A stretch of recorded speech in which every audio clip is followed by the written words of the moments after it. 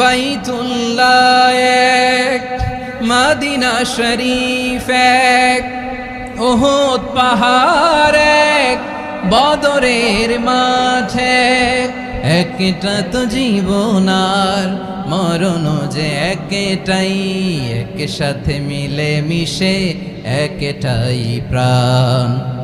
তবে কেন এক নও হে মুসলমান, এক হও করিয়া আহ্বান। সবাই মিলে আমাদের প্রভু এক,